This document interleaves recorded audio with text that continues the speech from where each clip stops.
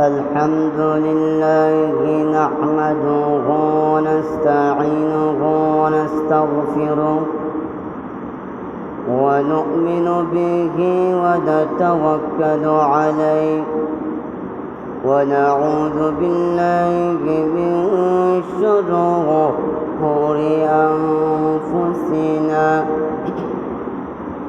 ومن سيئات أعمالنا من يهده الله فلا مضل له ومن يضلله فلا هادي له ونشهد أن لا إله إلا الله وحده لا شريك له ونشهد أن سيدنا ومولانا محمدا عبده ورسوله الذي أرسل إلى الناس كافة بشيرا ونذيرا وداعيا إلى الله بإذنه وسراجا وقمرا منيرا أما بعد فأعوذ بالله من الشيطان الرجيم بسم الله الرحمن الرحيم اتل ما أوحي إليك من الكتاب وأقم الصلاة إن الصلاة تنهى عن الفحشاء والمنكر ولذكر الله أكبر والله يعلم ما تصنعون. وقال النبي صلى الله عليه وسلم أول ما يحاسب به العبد يوم القيامة الصلاة صدق الله العظيم وصدق رسوله النبي الأمي الكريم ونحن على ذلك لمن الشاكرين والذاكرين والحمد لله رب العالمين. صلى الله على سيدنا ومولانا محمد وعلى آله وأصحابه وسلم. صلى الله على سيدنا ومولانا محمد وعلى آله وأصحابه وسلم. بلغ العلا بكماله كشف الدجى بجماله حسنت جميع خصاله صلوا عليه وآله। উপস্থিত হাজিরিন کرام, মুআজ্জাজ মুকাররম উলামায়ে কেরাম, যুবক ভাইরা, পর্দার আড়ালে অন্তর্ভুক্ত শ্রদ্ধাভাজন মা ও বোনেরা, আমরা সর্বপ্রথম ওই মহান রব্বুল আলামিনের শুকরিয়া জ্ঞাপন করি যে মহান রব্বুল আলামিন আমাদেরকে এই দুনিয়ার ফাসাদ থেকে, সব কিছু থেকে, বিপদ আপদ থেকে বাছাই কইরা কাউকে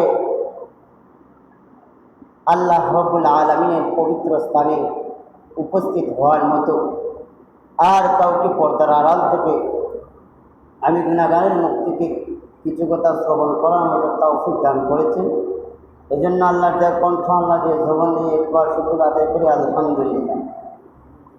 উপস্থিত হাজরিন, আজকে আমি যে বিষয়গুলো নিয়ে কথা বলব, নামাজের গুরুত্ব ও ফজিলত। মহান রব্বুল আলামিন বলেন, আমি বান্দাকে শুধু কেবলমাত্রই আমার ইবাদতের জন্য, আমার দাসত্বের জন্য আমি দুনিয়ায় প্রেরণ করেছি, আমার ইবাদতের জন্য আমি দুনিয়ায় প্রেরণ করেছি। এজন্য প্রতিনিয়ত, প্রতি সময়, প্রতিদিন সে আমার দাসত্ব করবে। আর এই আমলগুলো 5 ওয়াক্ত এক সময়ের সাথে আমি নির্ধারণ করে রেখেছি। এই 5 ওয়াক্ত নামাজ যেন বান্দা গুরুত্ব সহকারে আদায় করে, এতে আমি আল্লাহ তার উপরে খুশি হয়ে তার রিজিকগুলো বাড়িয়ে দিতে পারি, তার গুনাহ থেকে আমি আল্লাহ তাকে বিরত রাখতে পারি। এই জন্য আল্লাহ রব্বুল আলামিন আমার আয়াতে কালিমার মধ্যে বলেন, ইন্নাস সালাতা তানহা আনিল ফাহশাই ওয়াল মুনকার ওয়া লাযিকরুল্লাহি আকবার। আল্লাহ বলেন, ইন্নাস সালাতা, নিশ্চয় নামাজ বিরত রাখে অশ্লীল ও মন্দ কাজ থেকে। মনে আমদার ভিতরে প্রশ্ন জাগতে পারে। এ সময় যখন এই আয়াতটুকু রাসূল সাল্লাল্লাহু আলাইহি ওয়াসাল্লামের উপর নাযিল হয়, আর যখন রাসূল কারীম সাল্লাল্লাহু আলাইহি ওয়াসাল্লাম আয়াতটুকু তিলাওয়াত করেন, তখন সাহাবায়ে কেরাম রাদিয়াল্লাহু তাআলা আনহুম সেই রকম প্রশ্ন করেছিলেন। আল্লাহ রাসূলকে প্রশ্ন করেছিলেন সাহাবায়ে কেরাম, ওগো আল্লাহর রাসূল, এরকম তো অনেকেই নামাজ পড়ে কিন্তু চুরি ছাড়ে না, অনেকেই সুদ খায় কিন্তু নামাজ পড়ে সুদ খায়, নামাজ পড়ে মিথ্যা কথা বলে, নামাজ পড়ে অন্যের হক মেরে খায়। আল্লাহ রাসূল সাল্লাল্লাহু আলাইহি ওয়াসাল্লাম বলেন, ওই ব্যক্তি, আল্লাহ রাসূল বলে, ওই ব্যক্তি ওই নামাজ পড়ার মতো নামাজ পড়ে নাই, নামাজে মনোযোগ তার থাকে না, গুরুত্বই থাকে না। আল্লাহ রাসূল সাল্লাল্লাহু আলাইহি ওয়াসাল্লাম বলেন, বান্দা যখন আল্লাহর জন্য, আল্লাহর সিজদার জন্য, আল্লাহকে খুশি করার জন্য বান্দা যখন ঘর থেকে বের হয়, আল্লাহর দাসত্ব করার জন্য, আল্লাহ রাব্বুল আলামিন বলেন, ওই বান্দার প্রতি কদমে কদমে তার গুনাহগুলো মাফ হয়ে যায়। আর সাহাবায়ে কেরাম ওই নামাজের কত গুরুত্ব দিয়েছেন। নবী করিম সাল্লাল্লাহু আলাইহি ওয়াসাল্লাম একটি যুদ্ধে গিয়েছিলেন। ওই যুদ্ধের ময়দান থেকে যখন নবী করিম সাল্লাল্লাহু আলাইহি ওয়াসাল্লাম ফিরছেন মদিনার দিকে, প্রতিমধ্যে পথকার যখন আসলেন, প্রতিমধ্যে তাদের অনেক অন্ধকার হয়ে গেল, রাত্র হয়ে গেল। প্রতিমধ্যে রাসূল করিম সাল্লাল্লাহু আলাইহি ওয়াসাল্লাম তার সাহাবায়ে কেরামদেরকে দাঁড় করিয়ে বললেন, এখানে আমরা আজকে রাত্রি যাপন করতে হবে, এই জন্য আমি দুইজন সাহাবীকে পাহাড়ের জন্য রাখতে চাই। যুদ্ধের দিকে যখন আসেন, এসে এখানে দাঁড়ালেন, গভীর রাত্র হয়ে যাচ্ছে, অন্ধকার হয়ে যাচ্ছে। রাসূল করিম সাল্লাল্লাহু আলাইহি ওয়াসাল্লাম পরামর্শ করার পর ওই সাহাবায়ে কেরামদেরকে বললেন, সাহাবায়ে কেরাম, এখানেই আমরা কিছুক্ষণ রাত্র যাপন করতে হবে। তারপর নবী করিম সাল্লাল্লাহু আলাইহি ওয়াসাল্লাম তার দুই সাহাবীকে পাহাড় দেওয়ার জন্য বললেন যে, তোরা আমরা সবাই আমি এবং আমার সাহাবায়ে কেরামরা কিছুক্ষণ আরাম করব, আর তুমি তাই দুইজনই আমাদেরকে পাহারা দিবে, যেন কাফেররা আমাদের উপর আক্রমণ না করে। যখন দুই সাহাবীকে রাখলেন, একজন ছিলেন আম্মার বিন ইয়াসির, আরেকজন হলেন আব্বাস এবং ওয়াসি রাদিয়াল্লাহু তাআলা আনহু। রাখার পর তারা যখন নিদ্রায় চলে গেলেন, তারপর তারা দুই সাহাবী একে অপরের সাথে পরামর্শ করলেন, আমরা দুইজনই যদি আমরা পাহারা দেওয়ার লাগি, তাহলে আমরা ক্লান্তির কারণে হয়তো এক সময় আমরা দুইজনই নিদ্রায় চলে যেতে পারি। এজন্য আমরার মধ্যে একজন নিদ্রায় যাই আর একজনেই আমরা পাহারা দিই। একথা বলেন আম্মার বিন ইয়াসির বললেন, ভাই আমি নিদ্রায় চলে যাই, আমি যখন কিছুক্ষণ নিদ্রায় চলে যাব, তারপর তুমি আমাকে ডাক দিও, তারপরে আমি পাহারা দিব। একথা বলেন তারপর আব্বাস বিন ওয়াসি রাদিয়াল্লাহু তাআলা আনহু বললেন, জি ভাই তুমি নিদ্রায় চলে যাও। তারপরে তিনি পাহারা দিতেছেন, চতুর্দিকে তাকিয়ে আছেন, কোনো কাফের দেখতেছেন না, কোনো বেঈমানকে দেখতেছেন না। তারপরে তার মনে চিন্তা জাগলো, এই সময়টুকু বেকার কেন যায়, কোনো কাফেরকে দেখতেছি না, বলে এই সময়টুকু যেন আমি আল্লাহর রাহে কাটিয়ে দিই, আল্লাহর ইবাদতে কাটিয়ে দিই। এই সময় কিছুটা সময় যদি আমি ভাই বন্ধু যতক্ষণ ঘুমিয়ে থাকবে, এই সময়টুকু যদি আমি ওই কাজে কাটিয়ে দিই, ইবাদতের কাজে কাটিয়ে দিই। কত গুরুত্ব দিয়েছেন নামাজে। তিনি তারপর বললেন, নামাজে দাঁড়িয়ে থাকলে এই কথা ভেবে নামাজে দাঁড়াইলেন। নামাজে দাঁড়িয়ে আসে না, আর কাফির দুজন দূর থেকে তাকিয়ে তারা একে অপরকে বলতেছে, প্রথমে তো আমরা দুইজন মানুষকে দেখলাম, এখন দেখতেছি একজন, এর মধ্যে দুইজনের হাতে দেখলাম তরোয়াল, এখন একজন দাঁড়িয়ে আছে, এর মধ্যে একজনের হাতে তরবারি নেই, সে নামাজের মধ্যে দাঁড়িয়ে আছে। কোন বেঈমানরা আব্বাস বিন ওয়াসি রাদিয়াল্লাহু তাআলা আব্বাস বিন ওয়াসি রাদিয়াল্লাহু তাআলা আনহুর উপর তীর মারতে লাগলো। যখন একটা তীর মারে, তখন তিনি একটা মারেন নাই, আরেকটা তীর মারে। তখন দ্বিতীয় তীরটা তার গায়ে লাগে, ঢুকে তখন রক্তে তার পুরো শরীর জর্জরিত হয়ে রক্ত ছিটকে পড়তেছে। আর তারপরে ওই বেঈমানরা আরেকটা তীর মারে। তারপরে কিছুক্ষণ পর আব্বাস রাদিয়াল্লাহু তাআলা আনহু পড়ে গেলেন। তারপরে আম্মার বিন ইয়াসির রাদিয়াল্লাহু তাআলা আনহু ঘুম থেকে জাগ্রত হলেন। ঘুম থেকে জাগ্রত হওয়ার পরে বললেন, ভাই আমাকে কেন তুমি জাগ্রত করলে না? আব্বাস রাদিয়াল্লাহু তাআলা আনহু বলেন, ভাই রে, কেমনে তোমাকে বলে, আল্লাহর কালামে আল্লাহর মুখ নেই, আমি একটু মগ্ন হয়েছি। কাফেররা যে আমাকে নির্যাতন আর তীর মারতেছে, আমার এগুলোর দিকে খেয়াল নেই, একটু মনোযোগ দেয়নি, একটু টের পাইনি। আমি আল্লাহর কালাম কাপ তেলাতে ছিলাম, এত মজা লাগছে।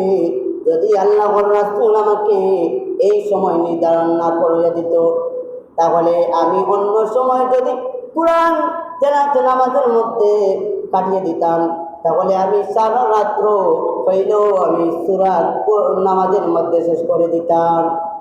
এত মজা লাগছে, এই মজার কারণে এত মনোযোগ আমার নামাজে লাগছে, কোরআন তেলাওয়াতে এত মজা লাগছে, বিদায় আমি তার বেঈমান হলে আমারে নির্যাতন করতেছে, এরপরেও আমি সেগুলির দিকে বুক দেইনি, কারণ আমি বুঝতেছি না এত মনোযোগ সাহাবায়ে কেরাম ওগুলোর নামাজের মধ্যে ছিল।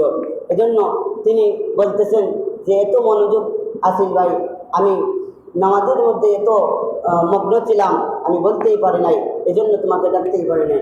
রাসূল কারীম সাল্লাল্লাহু আলাইহি ওয়াসাল্লাম বলেন, আরে বান্দা, যে বান্দা মনোযোগ আর গুরুত্ব সহকারে আল্লাহর ইবাদতে মগ্ন থাকবে, আল্লাহ তাকে 5টি পুরস্কারে পুরস্কৃত করবে। 5টি পুরস্কারে পুরস্কৃত করবেন। এই 5টির মধ্যে একটা হলো, বান্দা যদি গুরুত্ব সহকারে খুশু সহকারে মনোযোগ দিয়ে ইবাদত করে, আল্লাহ পাক রব্বুল আলামিন বলেন ওই বান্দার রুজি এবং রিজকের মধ্যে বরকত বাড়িয়ে দিবেন। আর বলেন 2 নম্বর হলো, যে বান্দা গুরুত্ব সহকারে আমি আল্লাহর ইবাদত করবে, রাসূল তুমি জানিয়ে দাও ওই বান্দার কবরের আযাব উঠায় নেব। আর 3 নম্বরে বলেন, যে বান্দা আমি আল্লাহর ইবাদতে মগ্ন দিবে আর গুরুত্ব দিবে, আমি আল্লাহ তাআলা কাল কিয়ামতের দিন সে ফুলসিরাত পার হবে, ওই ফুলসিরাতের ফুল তার চোখের পলে গিয়ে তাকে পার করিয়ে দিব। এই ফুলসিরাতের ফুল নিচে কিন্তু আরামদায়ক জিনিস না, নিচে আছে জাহান্নামের